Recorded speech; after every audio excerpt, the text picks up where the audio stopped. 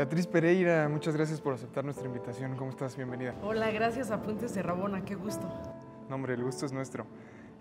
Por el inicio, ¿dónde naciste? ¿Dónde creciste? ¿Cómo nació tu interés por el deporte? Porque eres súper beisbolera. Súper beisbolera. Yo nací en la Ciudad de México y desde muy chiquita me empecé a enamorar de todos los deportes en general, porque en la tele pues veía los Juegos Olímpicos, los Juegos de fútbol. Mi papá era muy aficionado a los deportes, especialmente al béisbol. Entonces, además él jugaba. Entonces, de repente cuando le tocaba ir a los campos de la Magdalena Michuca o por ahí al béisbol llanero nos llevaba y a mí me gustaba mucho. Mi casa siempre estaba llena de bats, pelotas, las maletas, ya sabes, llenas de arcilla, los spikes. Entonces, me gustaba mucho como ver a mi papá vestido con el uniforme, verlo jugar y la emoción, ¿no?, de la gente en las gradas, el béisbol que, digamos, yo veía en vivo. Mi papá además me llevaba al Parque del Seguro Social a ver el béisbol y bueno, pues me encantaban los juegos de Tigres Diablos que en aquella época, o sea, te estoy hablando como de los, de los principios de los 80, pues el béisbol tenía muchísima mayor presencia y mayor arraigo en México. Entonces pasaba ahí mis fines de semana yendo al béisbol, pero al mismo tiempo también veía el fútbol en la televisión y recuerdo que, por ejemplo, mi familia es de Mérida. Mis primeros Juegos Olímpicos que tengo perfectamente claros que vi fueron los de Moscú 80. Los vi en la casa que mis tías rentaban en Puerto Progreso para pasar los 2 meses que teníamos de vacaciones en aquel entonces los niños. Entonces siempre recuerdo que veía la gimnasia y me encantaba. Me tocó ver a Nadia Comaneci, creo, si no me equivoco, estuvo también en Moscú 80, ¿no? Me acuerdo de Daniel Bautista, el mexicano, ese señor que está ahí, que está compitiendo, ese es mexicano. Y me movía mucho esto de que eran personas de mi país, que eran mexicanos que estaban compitiendo. Y obviamente lo que ya fue así, pero la cereza del pastel, fue ver a Fernando Valenzuela en la televisión. O sea, yo soy producto de la Fernandomanía. Televisa pasaba muchísimos juegos en aquel entonces de Grandes Ligas y pasaban todos donde lanzaba Fernando Valenzuela y ahí me enamoré. La Serie Mundial de 1981 de los Dodgers contra los Yankees, Fernando lanzando el juego 3 cuando parecía que Dodgers ya estaba en la lona y esto que me decía mi papá, ¿no? Fernando Valenzuela había jugado con los Leones de Yucatán. Entonces, ese muchacho es mexicano, ese muchacho era de los Leones, mira lo que hace, mira el tirabuzón, mira cómo lanza. Ahí quedé prendida y enganchada y así fue como es que yo empiezo a interesarme a los deportes y quedó marcado mi destino, ¿no?, de que yo me tenía que dedicar a algo de los deportes. Entras a estudiar Ciencias de la Comunicación a la UNAM. ¿Por qué? ¿Por qué decides comunicación? Porque yo iba a ser cronista de deportes. De béisbol. Yo quería ser de deportes, o sea, de fútbol americano y de béisbol, porque era lo que yo veía en la televisión. Entonces veía la NFL y veía las Grandes Ligas y eso me fascinaba. Pero además el gancho era el Mago Septién. Yo veía las narraciones del Mago Septién y a mí ese señor me embrujaba con las palabras que utilizaba para referirse a los jugadores del presente y del pasado. Y entonces yo lamentaba no ser, digamos, niño, porque no podía ser un jugador de béisbol o no podía ser un jugador de la NFL. Entonces pensé, dije, ¿qué puedo hacer para estar en ese mundo sin ser hombre? Entonces dije, claro, pues lo que hacen los señores que narran, pues yo creo que lo puedo hacer. Ni sabía que se llamaban cronistas de deportivos ni nada. Cuando yo entro a la secundaria, la orientadora vocacional nos pregunta un día, iba en una escuela de puras mujeres, además la paradoja, ¿qué quieren estudiar? Yo dije, yo quiero ser Mago Septién. La señora investigó, dijo, tú quieres ser cronista de deportes, entonces esta es tu opción. Ciencias de la comunicación, te estoy hablando de que tenía 12 años. Entonces a los 12 años yo ya sabía que cuando llegara a la universidad iba a ir a la UNAM a estudiar Ciencias de la Comunicación para ser cronista de deportes y nunca fui a ser cronista de deportes. Me tocó, sí, cuando trabajé en Televisa Radio, sí me tocó comentar juegos a nivel terreno de juego, una serie de 3 juegos entre la selección mexicana de béisbol y la de Cuba, y después una serie, creo que fue la del 2004, una serie final de Liga Mexicana entre los Tigres y Saltillo. Ahí sí me tocó narrar y era porque, a ver, no hay narradores, y entonces a Raúl Méndez de Televisa y a mí, que éramos compañeros en Televisa Radio, nos aventaron al ruedo y así fue como debuté y no me gusté y dije, bueno, creo que esto no es para mí, nunca va a ser para mí. Pero has hecho de todo tipo de periodismo en general. Sí, sí, ¿Cómo porque ha sido ese tránsito? maravilloso. O sea, maravilloso porque el aprendizaje es inagotable. Yo llego a trabajar a Monitor, ese proyecto radiofónico que encabezaba José Gutiérrez Vivó, después de hacer un montón de exámenes y de que me seleccionan y me dicen, bueno, ya estás contratada, ¿qué te gustaría cubrir? Y yo, pues deportes. No, aquí las mujeres no cubren deportes. Ya, bueno, pues ¿qué hay? No, pues pónganme donde quieran. Y me mandaron mis primeras experiencias así literal, ¿eh? Eran incendios, inundaciones, charcos, coladeras, las delegaciones. Fui escalando y luego me mandaban a cubrir, por ejemplo, la jefatura de gobierno. Estaba primero Cuauhtémoc Cárdenas y luego Rosario Robles, la Asamblea Legislativa, luego el Senado, la Cámara de Diputados, luego la campaña de López Obrador para ser jefe de gobierno, la campaña de Francisco Labastida cuando perdió, cuando fue la transición, ¿no? Que por primera vez gana el PAN y pierde la alternancia en el poder, ¿no? Cuando pierde el PRI por primera vez las elecciones. Entonces, pues me ha tocado estar en primera fila siendo testigo de hechos históricos. Pero aquí habría que decir que, por ejemplo, yo cubría la Cámara o el Senado y a veces hacen la síntesis informativa. Entonces yo llegaba y en lugar de que leyera primero la síntesis informativa, yo leía los diarios deportivos y los chavos de prensa ya sabían que me encantaba y me juntaban mis periódicos y me decían, toma, está tu resumen de deportes. Entonces primero los deportes, después la política, hasta que se abre un espacio ahí mismo en Monitor. Estela Libera era la subdirectora de información y un día me tocaba la guardia. Era el maratón de la Ciudad de México y dijeron, los que les toque la guardia tienen que apoyar a los de deportes. Me mandaron y bueno, pues yo era un pez en el agua. Ella se quedó sorprendida y le comentó a un productor, ¿cómo es que esta mujer está cubriendo el maratón con sus compañeros de deportes como si ella fuera reportera de deportes? Ay, ¿no te sabes su triste historia? Ella quería ser reportera de deportes, estudió para hacer deportes y pues no le dieron chance. Estela se tomó la libertad de ir a hablar con el señor Gutiérrez y Gutiérrez dijo, bueno, órale, que se cambie a deportes, pero si no la hace, pues no hay regreso a la información general.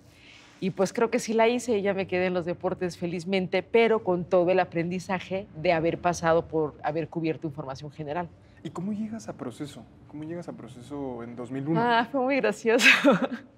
Me corrieron de Monitor. Sí, ya había muchos problemas internos ahí y la empresa decidió prescindir de los servicios de varios empleados, entre ellos yo.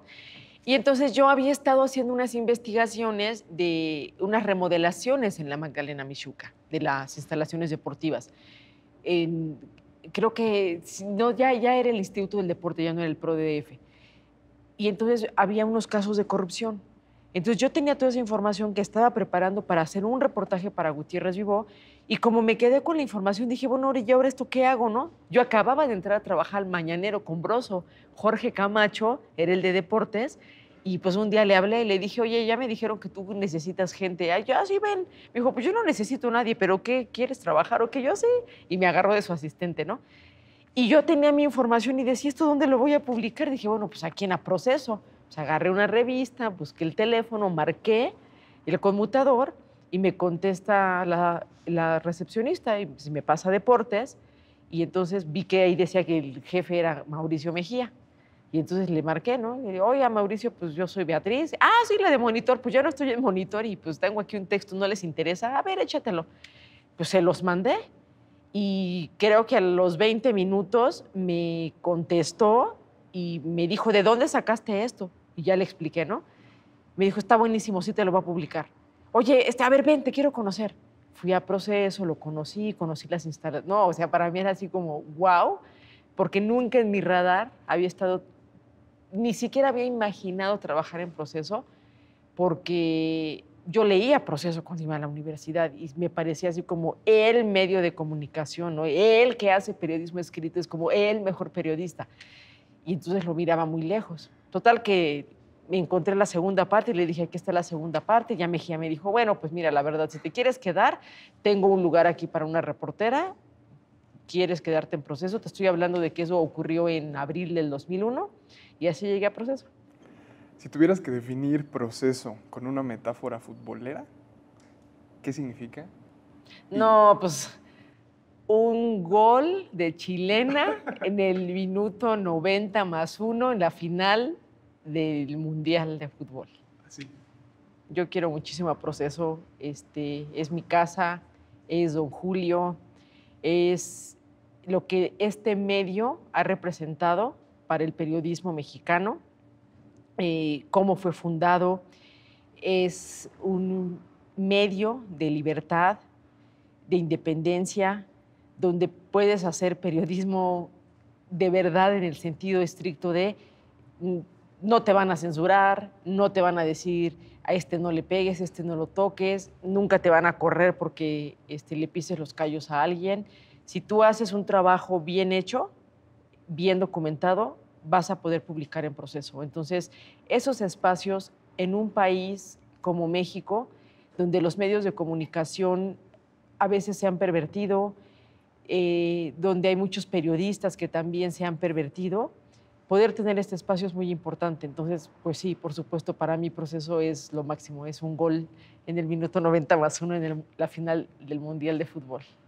Das un pequeño diagnóstico del periodismo actual, pero ¿cuál es la actualidad del periodismo deportivo en México? Creo que estamos en deuda.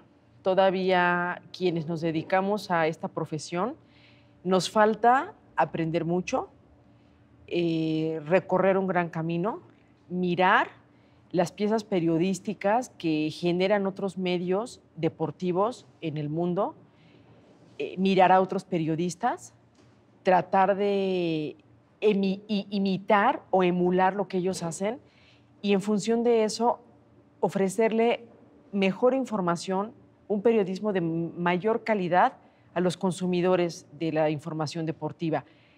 Yo no estoy de acuerdo con, como decía el Tigre Azcárraga, hago televisión para jodidos. Yo no quiero hacer periodismo para jodidos. Yo quiero hacer periodismo para la gente que le interesan los deportes y que le interesa algo más allá de lo que ocurre dentro del terreno de juego. Es maravilloso lo que ocurre dentro del terreno de juego, pero muchas cosas que ocurren ahí se explican por lo que ocurre afuera. Y ahora mismo, bueno, tenemos el caso de Messi, ¿no? El Barcelona no sabe si va a jugar o no va a jugar y afuera del terreno de juego, Messi está dando una batalla legal con el Barcelona, ¿no? A mí me gusta explicar esos fenómenos. A mí me gusta ayudarle a la gente a tener mejor información, a entender, quizá para que en función de que sepa más, pueda tener una mejor opinión. Yo no me resigno a las descalificaciones, a las vulgaridades, a las groserías, al insulto, al calificativo, que es lo que tenemos más fácil y a la mano, porque de verdad, a veces yo miro los programas de televisión y siento, si yo estuviera en la sala de mi casa con unos compas echándonos unas cervezas, quizá hablaríamos así. Y yo no creo que la gente merezca recibir eso. Y sigo a Hernán Crespo, y Hernán Crespo es muy incisivo y me gusta mucho lo que dice. Él fue un jugador de fútbol y dice, yo no puedo creer que los periodistas, que son personas preparadas, que estudiaron, que fueron a la escuela para ejercer esta profesión, se expresen en los mismos términos que se exprese el hincha, con el insulto, la descalificación al jugador fácil. Ya sabes, las palabras que todos repiten. Y concuerdo perfectamente con él, así es. Nosotros se supone que nos preparamos para hacer esto, se supone que nos pagan para hacer esto y se supone que lo que tenemos que hacer son mejores productos para que el aficionado, así como le gusta el fútbol y así como le gusta el jugador, también se enamore de un cronista deportivo, de un periodista de deportes, porque le da la mejor información, la más veraz, la mejor verificada, la que no van a desmentir, y no solamente llega y se sienta a opinar lo que cualquiera podría opinar. Entonces creo que estamos en deuda, creo que nuestra obligación es siempre capacitarnos, siempre seguir preparándonos y siempre pensando en cómo hacemos para construir el mejor producto, para dárselo a esas personas pensando que merecen tener la mejor información sobre los deportes. Yo creo que depende de eso, de qué tantas ganas tengamos de hacer esos productos. también de qué tanto tiempo, no hay que ser injustos. Hay muchos compañeros que los ponen a cubrir 2 o 3 campamentos por día, pues claro que ellos solamente van, sacan la nota y ahora, además ahora eres multitask, ¿no? Ahora vas para radio, para tele, para internet, para redes sociales, entonces corta audios, haz todo, ¿no? Bueno, hay un grueso que se dedica a hacer eso. Deberíamos tener también otro grueso que empiece a producir estas mejores piezas que ya se da. O sea, por ejemplo, por ahí vea, no sé, a Jonathan Collazo en Medio Tiempo, o algunas cosas que ha hecho Iván Pérez, o recuerdo a Saúl Trujano con un buen reportaje sobre la Federación de Natación cuando estaba en el Excelsior. Bueno, a ver, somos poquitos ahorita, bueno, pugnemos porque seamos más, peleemos nuestros espacios en los medios para que nos permitan hacer esas piezas que yo sí creo que el contenido sí marca la diferencia y que por contenido sí te siguen leyendo o consumiendo o siguiéndote. Son pocos, pero digamos, ahí van, ¿no? Sí. Me gustaría que nos explicaras por qué es trascendental para una sociedad que haya periodismo de investigación, por ejemplo, en el caso mexicano, deportivo. Sí, a ver, el periodismo deportivo es idéntico a cualquier periodismo, al periodismo político, al periodismo social, no importa la fuente que cubras. Si tú eres periodista, debes tener la capacidad de hacer lo mismo. ¿Y qué hacemos los periodistas? La sociedad nos confirió el privilegio de que nosotros seamos las personas que les llevemos la información, ¿correcto? O sea, yo me dedico a ir a buscar información, la voy a procesar, va a pasar a través de mi periodista, que soy un filtro, y la voy a explicar de tal manera que sea entendible y asequible para una persona. Y esa persona forma parte de una sociedad consumidora de información que necesita saciar su deseo de saber y que confía en lo que nosotros producimos. Luego entonces tenemos la responsabilidad de producir piezas periodísticas veraces, verificadas, bien construidas, contrastadas, para que nosotros dotemos a la sociedad de información que les sea útil para tomar mejores decisiones. Y eso en cualquier país abona a las democracias. O sea, una democracia fuerte supone que tiene una prensa fuerte. Tú me dirías, ¿y en los deportes qué decisiones van a tomar o qué información va a saber la gente si pues, los goles y eso, qué? No. Si tú le dices a los papás en un reportaje que si entrega a su hija de 7 años para ser clavadista y el entrenador es un pederasta o es un abusador sexual, cuando tú alertas en un reportaje y le dices, esto es lo que ocurre cuando tú entregas a tus hijos, se los confías a una autoridad deportiva llamada CONADE, Comité Olímpico, Federación, de lo que tú quieras, si los papás no saben que hay señores que son depredadores o hay entrenadores o entrenadoras que son maltratadores, que les roban la niñez a los niños, que les dicen gordas, que los insultan, que los sobajan o que abusan de ellos sexualmente, si el papá no lo sabe, él entrega a su hijo con la confianza de que, claro, es el Comité Olímpico. Ellos me están diciendo que van a cuidar a mi hijo. Y de repente, 10 años después, resulta que tu hija te dice, ¿sabes qué? ¿Pasó en Estados Unidos? Pasó en la Selección Nacional de Gimnasia. Y aquí en México nos pasó con la Selección Nacional de Clavados. Y es muy curioso porque cuando yo publico esa pieza por primera vez en 2001 y todo el mundo se me viene encima, y luego publico una segunda parte y peor me va, los papás de Paola Espinosa, de Laura Sánchez y de Rommel Pacheco vieron el reportaje y dijeron, ¿qué está pasando? El señor al que están señalando de pederasta es el que entrena a nuestros hijos y son 2 mujeres además aquí. No, señora, no se preocupe. Cuando años después el pederasta volvió a atacar y atacó a Laura Sánchez, yo busqué a la mamá de Laura Sánchez y a mí me interesaba hacer esa pieza periodística. Y la mamá de Laura Sánchez me dijo, no sabe cómo he pensado en usted, no sabe cómo he pensado en lo que yo leí porque usted nos alertó. Usted en un reportaje nos dijo lo que estaba ocurriendo y a nosotros nos dijeron que no le creyéramos. ¿Te imaginas si la mamá de Laura Sánchez hubiera sido este reportaje lo suficientemente poderoso para que ella dijera no? A ver, quiero controles, quiero que me digan quién va a cuidar a mi hija. Su hija no hubiera sido abusada sexualmente. Ser periodista de investigación, y te estoy medianamente parafraseando, es destapar la cloaca de las caras detrás de las caras bonitas del deporte y sacar temas como dopaje, discriminación, desigualdad de género, pederastía, abuso, acoso, apuestas. Beatriz, ¿es un trabajo solitario? Sí, pero no debería serlo, porque los nuevos cánones del periodismo indican que hacer este tipo de investigaciones ya no deben ser de lobo solitario, porque cuestan mucho trabajo, mucho tiempo y mucho dinero. Y mientras tengas más manos, más ojos y más ayuda, tienes la capacidad de producir más piezas y mejores. Pero yo te diré una cosa, pienso que sobre todo ahora, cuando ya existen las redes sociales y que ya los medios no son indispensables para la difusión de la información deportiva, ¿por qué te vas a esperar a leer el periódico de mañana para ver quién ganó, quién perdió en el derbi madrileño? Si tú lo puedes seguir en Twitter, si puedes seguir las redes sociales de los jugadores, las de los clubes, y te estás enterando, estás viendo la conferencia de prensa en vivo en tu teléfono celular. Entonces ya nadie te vale, ¿por qué vas a leer un periodista? Si yo ya lo vi, yo ya no necesito que alguien vaya a buscar esa información, la pase por su filtro y luego me la presente. No, yo consumidor de información deportiva, ya la puedo ver en mi teléfono, todo. Entonces ya no somos necesarios, ya nadie nos requiere. ¿De acuerdo? Entonces, ¿qué es lo que hace que te consuman?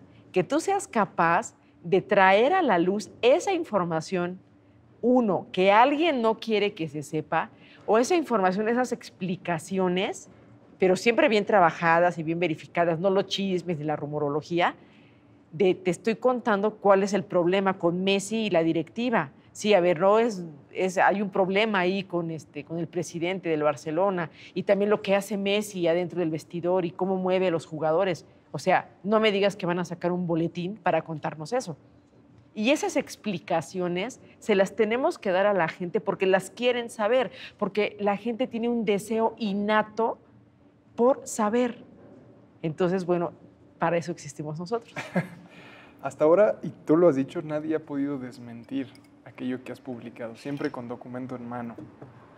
¿Has recibido amenazas por tu trabajo? No, mira, yo siempre he dicho que los deportes, aunque haya muchos directivos impresentables, corruptos, que se amafian, que malversan dinero, que se roban los recursos públicos o privados también, no son tan peligrosos como los compañeros que cubren narcotráfico, como los reporteros que están en los estados sacando información sobre el gobernador o el presidente municipal. Creo que ellos sí están en un riesgo verdadero. Yo obviamente no me confío y sé que sí soy incómoda y que molesto y que a veces le arruino los negocios a los que se están llevando el dinero y todo eso y les caes mal. Sí, no dudo que muchos de ellos, si un día me encuentran, me quieran golpear o me amenacen. Por fortuna nadie me ha amenazado. El entrenador de clavado sí me demandó. Siempre una demanda es una manera de inhibir, ¿no? Si pierdo y te logro sacar una lana, es como un estate quieto para que, a ver, la próxima te pienses si vas a publicar algo de mí. Pero yo siempre soy muy cuidadosa en eso. Soy muy cuidadosa con las palabras que escribo. No utilizo adjetivos. Hago descripciones de hechos. Y una descripción de hechos pues está basada en 5 o 6 fuentes que yo consulté para decir que esto ocurrió así. En un documento que ya existe. Y sí soy muy cuidadosa y sí quiero decirte que siempre que voy a sacar un texto sigo sintiendo así como que me falta un poco el aire o como qué va a pasar después de que publique esto, porque, por ejemplo, eso me pasó con el caso de Ana Guevara, ¿no? Claro. Que tú publiques y un día le digas a la gente que esta persona, que es una atleta, bueno, era una atleta muy querida en México, respetada, admirada, un gran ícono, un ejemplo para, no solamente para las mujeres, obviamente también para los hombres, le digas que no es lo que te dijo que era, que lo que hizo en las pistas fue maravilloso, pero que a la hora de que entró a la política se enlodó y comenzó a actuar como cualquier político a quienes la sociedad generalmente suelen despreciar, no hacia los ídolos del deporte.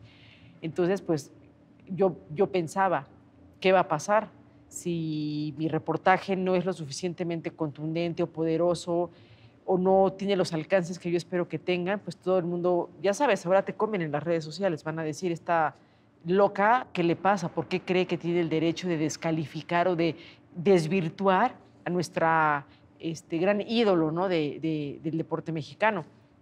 Y así también cuando sacas algo de que si tienen propiedades o de que si se están robando el dinero, el esquema de la corrupción, sí, claro, o sea, obviamente siempre piensas, si le mato el negocio, se va a enojar tanto que qué me va a hacer, oye, o me van a demandar. Entonces, por eso cuido así, te diría, letra por letra, palabra por palabra, y obviamente siempre hago algo que es ofrecer el derecho de réplica. Antes de que yo publique, te aviso que voy a publicar, ¿quieres decir algo que yo incluya en mi texto?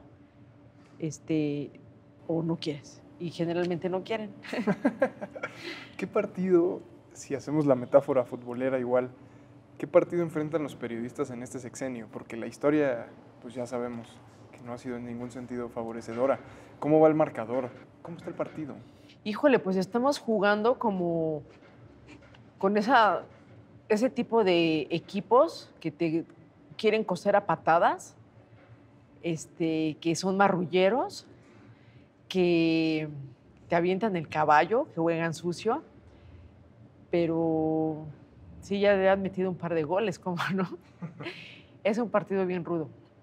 Es un partido bien rudo porque es de no creerse que una persona que se dice de izquierda como Andrés Manuel López Obrador y que siempre se dedicó a denunciar los excesos y los abusos de los partidos gobernantes, léase PRI y PAN, llegue y utilice un foro tan importante como es el de las mañaneras para descalificar periodistas y para descalificar medios de comunicación. Yo no voy a salir a defender periodistas que son indefendibles, ni voy a salir a defender las prácticas de medios de comunicación que históricamente han sido reprobables. Pero sí no me parece que agarre parejo y crea que medios como Proceso, o te diría incluso Animal Político, o como incluso el equipo de periodistas de Mexicanos contra la Corrupción, hacemos periodismo de trinchera, o hacemos periodismo porque alguien nos paga, o hacemos periodismo porque alguien nos está dictando la plana, quiero que lo destruyas. No. Todos nosotros hacemos periodismo porque buscamos con curiosidad información que sea relevante para contar las historias negras de este gobierno y del que sea, porque todos lo tienen. Entonces es muy grave que el presidente, con esa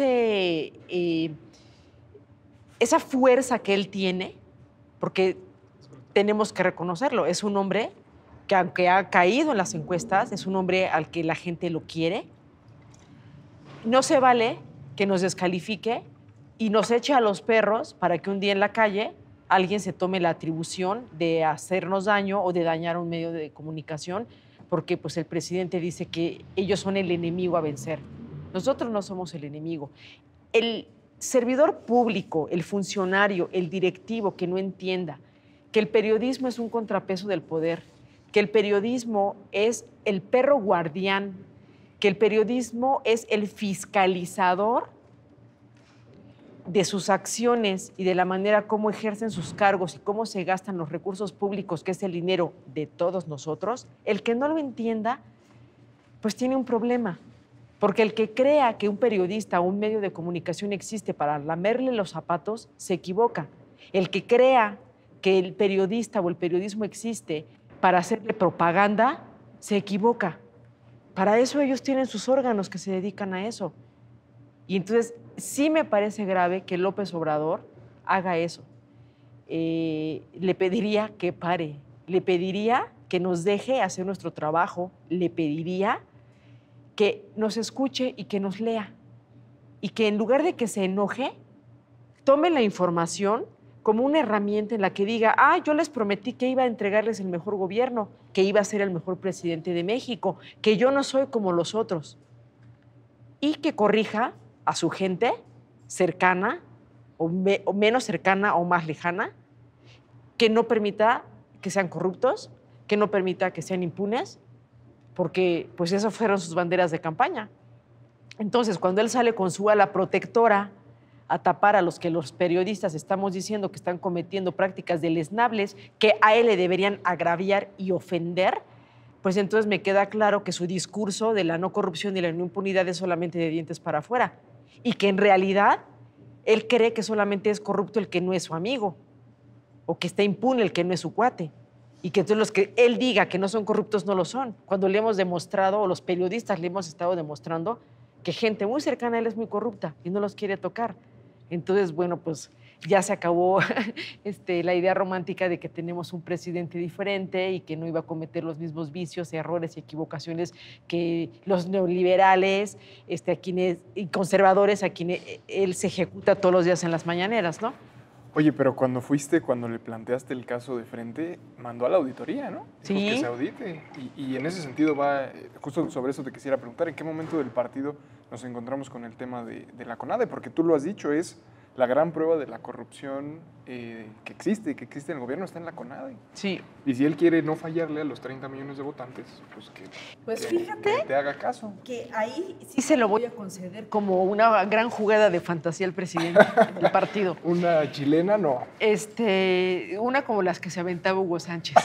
Porque mira, el presidente pudo, cuando yo le pregunté que si se podía auditar el FODEPAR, que es el fideicomiso que le da dinero a los atletas de élite en México, él me pudo haber dicho no. Yo creo en Ana Guevara ciegamente. Ella es una persona responsable, sabe de deporte. No es cierto. El que sigue. Me lo pudo haber dicho. Pero cuando él dice, sí, cómo no, que se audite, y él desde ahí instruye para que la Secretaría de la Función Pública investigue, eso abrió la caja de Pandora. Esta es la primera vez que desde que existe el FODEPAR, el fideicomiso se está auditando de la manera correcta, con una auditoría forense en la que los auditores que llevaron a cabo la auditoría tuvieron la certeza y el tino de ir a sacar las facturas del Banjército, que es donde está el fideicomiso, y ahí se documentó la corrupción. ¿En qué estamos? Pues estamos en los tiempos extras. Viene la parte de fincarles cargos por dos vías, la administrativa y la penal. En la administrativa, bueno, pues como todo acusado tiene derecho a defenderse, bueno, los acusas, los señalas y presentas pruebas y ellos se pueden defender en un tribunal. Si después de esa revisión ya dice el tribunal, no, a ver, aquí todo bien, los van a sancionar y le pueden haber inhabilitaciones desde 1 año o de por vida o por 10 años, ojalá sea de por vida.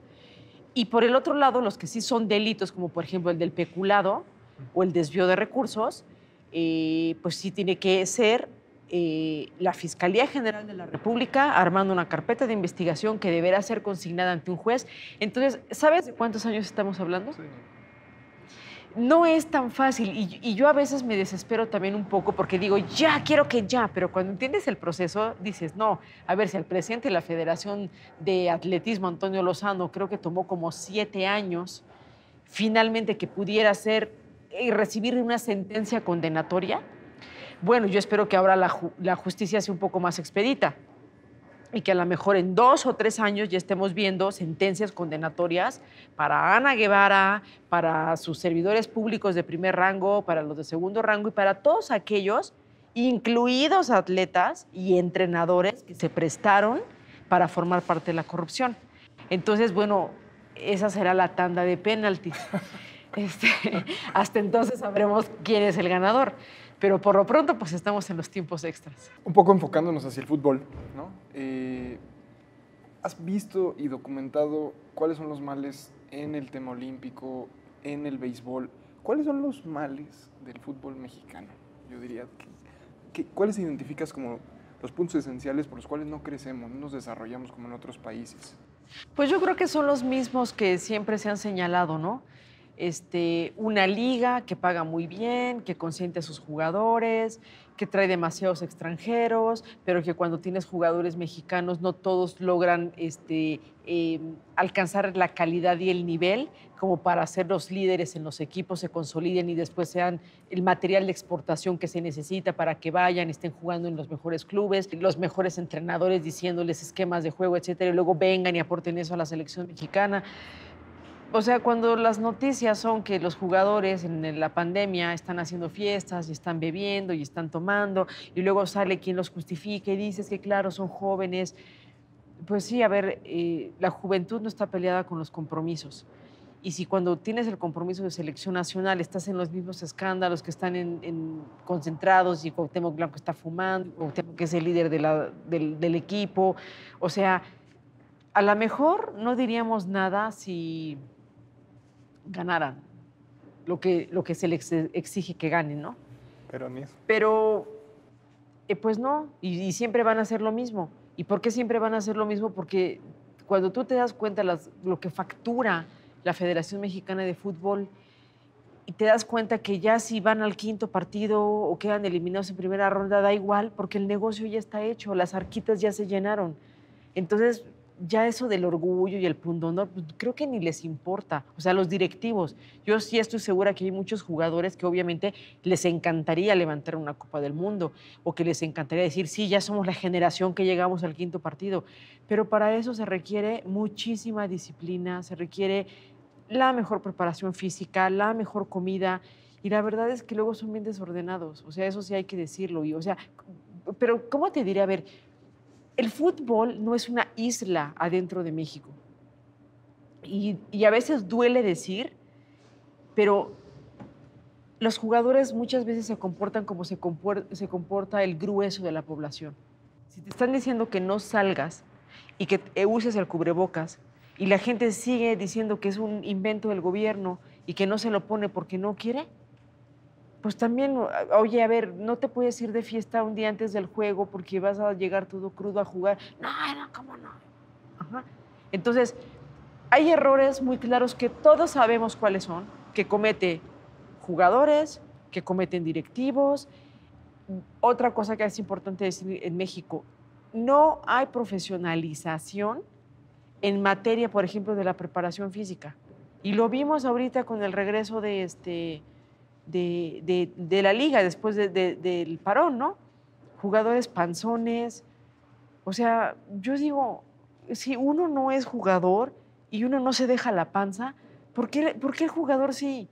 O sea, a mí esas cosas sí me choquean porque, a ver, yo entiendo que no les podemos exigir, porque, bueno, tampoco es que sea el político o el presidente que tiene una obligación, un compromiso, pero ellos juegan un papel que se les ha conferido como de role models, ¿no? Y eso me lleva a reflexionar y a pensar que muchísimas veces se le confieren a los deportes y a los deportistas atributos, más atributos de los que en realidad tienen. ¿Por qué? Porque, a ver, finalmente son seres humanos con defectos y virtudes, viciosos, toman, fuman, golpean mujeres, ajá. Eso lo hace el grueso de la población. Entonces, de pronto, como decir, queremos que ellos sean diferentes y que se comporten de otra manera, bueno, creo que primero lo deberían hacer por ellos mismos, porque ese es su trabajo. Pero como es, digamos, tan fácil volverte un ídolo en el fútbol, o sea, con 2 pequeños esfuerzos que hagas ya estás y quizá ya le hiciste, ¿no? Entonces, o sea, te estoy diciendo lo que ya todos sabemos. No estoy revelando nada, ni estoy descubriendo el hilo negro, ni soy más inteligente, ni nada. Es lo que todos sabemos que ocurre y existe, y que a mí, por ejemplo, me gusta mucho esta película de Olayo Rubio, la de Ilusión Nacional, ¿no? Porque te das hasta cuenta, ¿no? Cómo cambiaron los cuerpos, ¿no? Nacho Treyes no tenía el cuerpo que después, ahora ya tienen nuestros jugadores ahora, ¿no? Claro.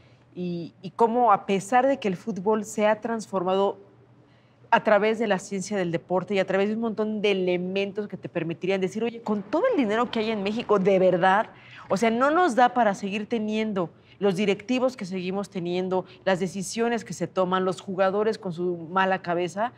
Bueno, pues cuando vas al Mundial, claro, ahí está. Entonces, Croacia un día llega y juega una final del fútbol, un país de este tamañito que se creó de otro que se hizo pedazos por la guerra. Y entonces tú aquí nada más te quedas viendo desde tu hogar diciendo, pues croatas, claro. Croacia es el que le hemos ganado, bueno, el que se le ha ganado. Además. Imagínate. ¿Y qué balance te merece el fútbol femenil mexicano actual? O sea, ¿qué dirías? Está naciendo y no nació porque de verdad quisieran tener una liga femenil. Nació porque es un requisito que exige la FIFA si aspiras a ser la sede de un mundial. Entonces, de mala gana y a regañadientes, órale, ahí les va su liga femenil, ¿no? Y con todos los problemas que eso lleva, ¿no? O sea, no sé cuántos años le tomó al fútbol varonil en México cuajar y consolidarse. Espero que al fútbol femenil no le tome tantos años, pero lo que sí es una realidad es que no le quieren poner dinero, no quieren invertir. Y no quieren, pues, porque eso te reduce tu margen de ganancia. Y entonces, si tú no le inviertes, bueno, pues entonces dices, oye, es que estas jugadoras, igual hay varias que están medio pasadas de peso, ¿no? Bueno, sí, claro, a ver si ellas no tienen una preparación física profesional como sí tienen los hombres, bueno, ellas van a entrenar porque el tiempo que puedan entrenar, porque no son jugadoras de tiempo completo, tienen un trabajo, van a la escuela. Fíjate que yo nunca me he metido a hacer eso y ni recuerdo haberlo leído, pero yo quiero suponer que, por ejemplo, las mujeres en el fútbol femenil deben tener mayor nivel de estudios que los hombres. ¿Por qué? Pues porque para ellas es eso, esto es como mi hobby, vengo y me dan mis 3,000 pesos por jugar y habrá otra que ya se arreglará por un mejor salario. Pero tengo que construir otra salida, ¿no? Pero mientras no las tomen en serio desde el punto de vista de, a ver, un día vamos a dejar de tener menor margen de ganancia para invertirle a la liga femenil, profesionalizar a nuestras jugadoras, darles por lo menos un salario decoroso que les permita decir, sí, me puedo dedicar de tiempo completo al fútbol profesional, pues las cosas no van a cambiar y vamos a seguir teniendo una liga donde sí tienes a un Pachuca que arma un buen equipo y que te dice, oye, vengan, y mete 20,000 personas al estadio, y tienes equipos completamente indiferentes como, pues, por ejemplo, ahora el de Monarcas, que era un proyecto que se llevan a Mazatlán, y entonces ahí empieza desde cero, empieza a picar piedra, pero saben que lo pueden hacer porque siempre va a haber niñas ilusionadas con decir, quiero ser futbolista profesional. Entonces, díganme qué piedra tengo que ir a picar, la voy a picar. Y tienen un hándicap en contra muy grande, pero también las veo muy echadas hacia adelante, ¿no? Hay un problema del cual, por ejemplo, no se habla mucho en la liga femenil, que es el tema de personas que pueden tener el hiperandrogenismo, ¿no? Entonces, de pronto los equipos no saben cómo lidiar con esas cosas, ¿no? No, es que va a fallar el doping, no, mejor que ya no juegue, no, dala de baja, no, sabes que sí hay que ayudarla. O sea, no saben nada de nada, pero no saben cómo manejar ni siquiera cómo gestionar esos problemas, pero tampoco les interesa buscar a nadie que les diga, ¿sabes qué? Este problema se atiende de esta manera, no te tienes que deshacer de tu jugadora. O sea, es que no les interesa, es la verdad. Haciendo un giro un poco hacia tu carrera, de nuevo, como empezamos, y de acuerdo a tu labor periodística, ¿qué lugar ocuparías tú en un campo de fútbol y por qué? ¿Qué posición? Ay, pues yo soy ariete. Goleadora. La 9. Pichichi. ¿En serio? No, sí, o sea, sí, no, también o sea, 9 y 10. También reparto juegos. No, no todo, soy polifuncional. Siempre he tratado de ser generosa y repartir el juego. O sea, me gusta mucho ayudar. Y hay mucha gente que cree en mí y que confía en mi trabajo y que se acerca y me pregunta y les ayudo. Entonces, también debo decir que hay mucha gente que me ha ayudado, que me han puesto los pases y las asistencias para que yo meta los goles. Hay muchos medios y hay muchos periodistas a quienes no les dejan publicar información. Y me ha tocado, por supuesto, que me busquen y me digan, yo no pude, mira, éntrale tú. Esos goles me los marco yo, pero me pusieron medio gol o 3/4 de gol. Entonces eso lo agradezco enormemente porque mi trabajo en muchas ocasiones ha lucido por todos aquellos compañeros que, con tal de que salga un tema a la luz, me han dicho, mira, aquí está.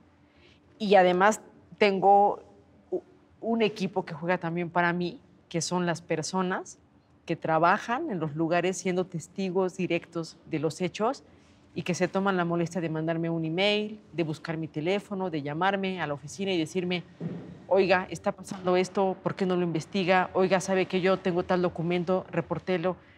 Pues sí, la verdad es que tengo un equipo que juega para mí y hace que yo meta los goles. Por eso, cuando me toca a mí ir hacia abajo para acarrear balones y para ayudar y para tratar de que alguien más pueda marcar goles, también lo hago y lo hago con mucho gusto. Entonces yo siempre voy a ayudar a un estudiante con algo que necesite para su tesis, a un chavo que me diga, tengo 2 seguidores, pero tengo un podcast, me das una entrevista para no sé qué, oye, necesito algo para mi tarea. Siempre los voy a ayudar porque es mi manera de retribuir esos goles que yo me marco. Órale, ahora yo voy a ser su obrera del balón y yo les voy a ayudar. Sé que Tu carrera es joven, exitosa, pero hasta lo que vas, ¿cuál podrías decir que es el mejor momento en la carrera de Beatriz Pereira? ¿Cuál es el mejor gol? Ah, tengo varios. Yo creo que mi mejor gol fue el del entrenador pederasta, abusador sexual. Dejó de atacar cuando se hizo público lo que él hacía y los padres de familia tuvieron más cuidado y ya, digamos, quedó encasillado como cuidado con este señor, ¿no? Puede incurrir en estas prácticas. Creo que eso es lo que es un texto que me ha permitido como darle el mejor servicio o ayuda o información valiosa o de utilidad. Pero obviamente también me gusta muchísimo el texto de la corrupción en la CONADE, porque es información que yo he trabajado durante 20 años. Desde que yo empecé a ser reportera de información, supe de FODEPAR y me di cuenta de las prácticas deleznables que hacían. Y recurrentemente lo he publicado y publicado y publicado y publicado y nunca había pasado nada. Entonces, que ahorita eso tenga un efecto, para mí es una recompensa muy valiosa y espero que sirva como para que el próximo que venga a dirigir la CONADE la piense 2 veces antes de pretender malversar los recursos públicos. ¿Y cuál te lo volteo? ¿Cuál es el peor? ¿Cuál es el peor para ti de tu carrera? ¿Has tenido momentos duros? Ay, el peor. Pues creo que el peor habrá sido cuando esperas que algún material tenga un efecto positivo y no lo tiene. Tengo un texto frustrado sobre la entrenadora Adriana Loftus, porque desde 2001 yo documenté que ella maltrataba a las nadadoras, que las insultaba, que las sobajaba, que les decía gorda, que les habían provocado problemas de anorexia y de bulimia, trastornos alimentarios, alimenticios, perdón, es lo correcto, y no pasó nada. Ella intentó censurar la información, me corrió de su alberca, le prohibió a las nadadoras que salieran con nombre y apellido, las iba a correr del equipo si hablaban, entonces pude hacer un texto donde narré un poco lo que pasaba, pero no era tan fuerte y tan sólida porque no estaban las voces de las nadadoras diciendo, a mí me están haciendo esto. Y entonces, esto ha seguido ocurriendo durante todos estos 19 años. Y me molesta muchísimo que hoy tengamos a nuevas generaciones de niñas diciendo, me dijo gorda, me violentó psicológica y emocionalmente, me provocó trastornos en mi alimentación, y ella siga tan campante siendo la entrenadora de la Selección Nacional de Nado Sincronizado, de natación artística, pues porque es la mejor, nos han contado que es la mejor. Y bueno, digo, ni siquiera tenemos una medalla olímpica, ¿verdad? Pero bueno, se paga un precio muy alto en esa selección porque tienen una entrenadora llamada Adriana Loftus que tiene prácticas que no deberían ocurrir, que están prohibidas además por el Comité Olímpico Internacional. ¿Qué le diría la Beatriz Pereira de hoy a la Beatriz que comenzaba su carrera, que estaba entrando a ciencias de la comunicación o que estaba empezando a reportear? Si te vieras de frente, ¿qué te dirías? No piense, lo decía Vicente Leñero, no le piense, chinguele. Trabajar, trabajar, trabajar siempre. O sea, ahí están los frutos. Si trabajas, siembras y vas a cosechar. Y yo he hecho eso toda mi vida, trabajar bien duro y cosecho. Y cosecho son mis textos que creo que son buenos, que sirven para algo. Entonces eso, es el caminito, es la fórmula. También me lo decía uno de mis tíos. Hay 2 señoras de las que no te debes desprender nunca, de la constancia y de la paciencia. Entonces siempre sé constante, constante, constante y sé paciente para esperar levantar los frutos de tu trabajo. Al revés, ¿qué le diría Beatriz joven a la Beatriz de hoy? Ay, cómo te admiro. Lo lograste. O sea, me puse muchas metas cuando estaba en la universidad sobre lo que yo quería hacer y lo que quería hacer, y las he conseguido. Me gustaría tener un mejor sueldo, tener mejores ingresos, porque el periodismo, sí, amigos, no es tan bien remunerado. Hay algunos que sí, los que salen en la tele y se pelean en las mesas y eso no es tan periodismo, pero bueno, yo decidí no hacer eso. Pues sí, lo lograste, bravo, qué bueno. Si ahorita estuvieras al lado de tu papá en el estadio, Hoy voy a llorar. viendo un partido de béis, ¿qué le dirías? Soy por ti. Esto que soy es por ti. Tú me pusiste en este camino y no te equivocaste. Gracias. Beatriz, ¿cuáles son tus próximos retos? ¿Hacia dónde quieres ir?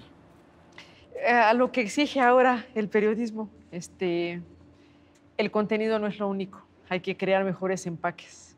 O sea, al cliente lo que pida.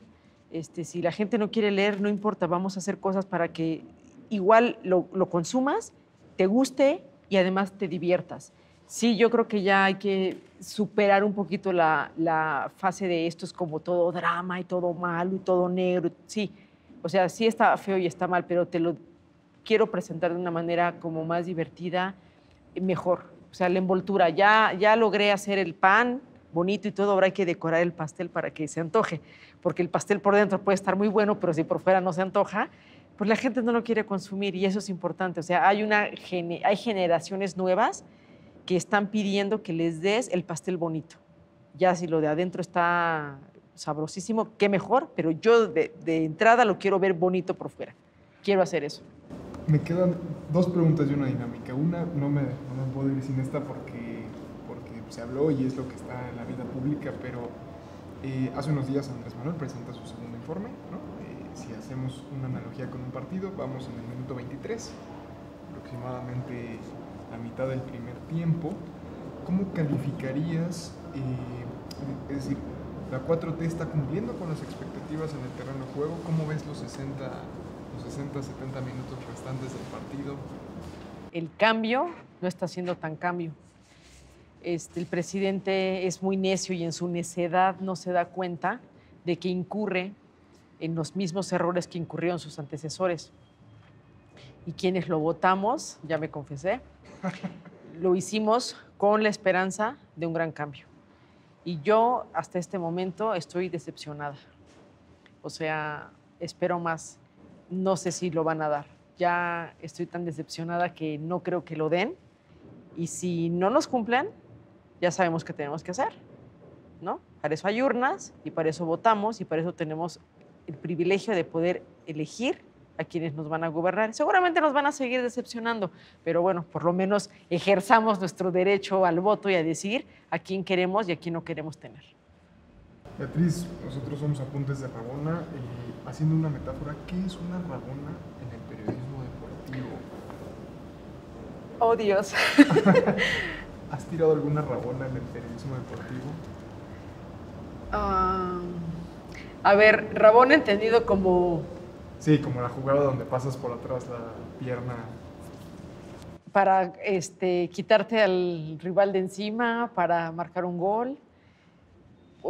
Yo creo que mi trabajo debe estar lleno de rabonas, o sea, porque sí, o sea, a veces empiezo con una cosa, sí, por supuesto, a veces empiezo a hacer un reportaje y creo que ese es el reportaje y no, ese no es el reportaje. Mi mejor rabona es mi reportaje al clenbuterol.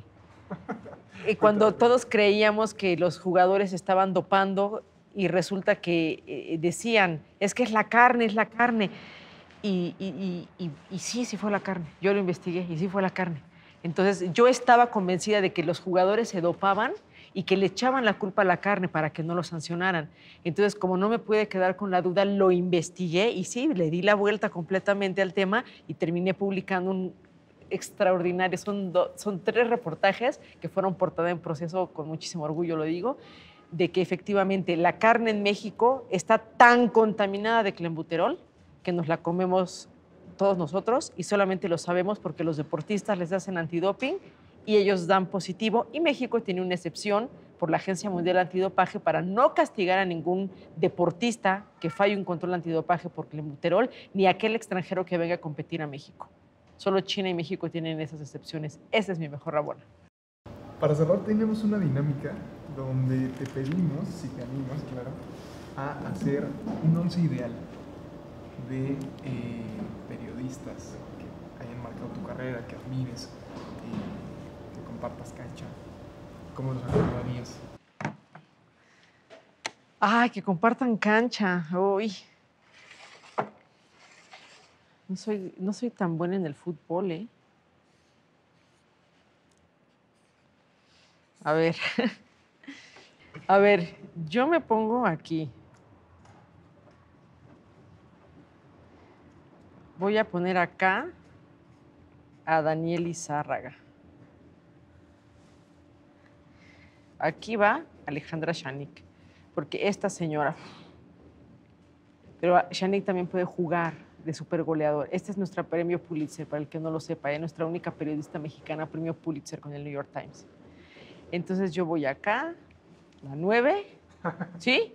Y aquí va Daniel Izárraga. Vamos a tachar estos. Voy a poner a Marcela Turati. Puros mexicanos, ¿verdad? Como tú quieras. Puede ser un combinado. Ay, no, es que mira, yo no sé cómo ponerlos, pero también debo poner como por acá adelante a Bob Woodward. ¿Cómo no? Bob Woodward, para el que no lo sepa, es el de el caso de todos los hombres del presidente, de cuando descubrieron el Watergate. Ajá, o sea, este tiró al Nixon, ¿correcto? Entonces también tiene que ir a... No, ¿sabes qué? Yo creo que yo me voy a ir de portera, ¿no? Sí, perdón. Sí, o sea, aquí con todos los monstruos y yo aquí no juego, no. Amo a Bob Woodward. Aquí van a ir los periodistas, porque son varios, del New York Times y del The Washington Post, porque estos sacaron los de los Pentagon Papers. Gracias a los Pentagon Papers se acabó la guerra de Vietnam, encueraron al gobierno. No soy muy buena para ordenar en la cancha. No importa, no te preocupes. ¿Quién más puede ser? Mira, sí voy a poner a Daniel Moreno, no sé dónde, pero a Daniel Moreno lo respeto mucho. Híjole, ¿dónde pongo a mi estrella? Yo voy a poner a Julio Scherer. Don Julio es el fundador de Proceso, además de que lo admiro y lo quiero muchísimo. Un crack este señor. ¿Cuántos llevamos? 1, 2, 3, 4, 5, 6, 7, 8.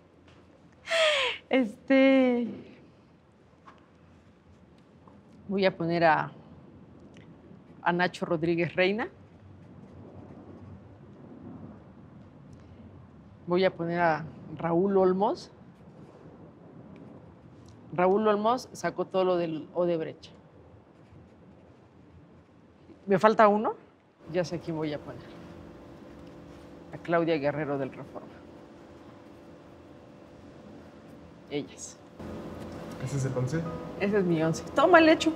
¿Nos firmas el balón, por favor? Me encanta esto.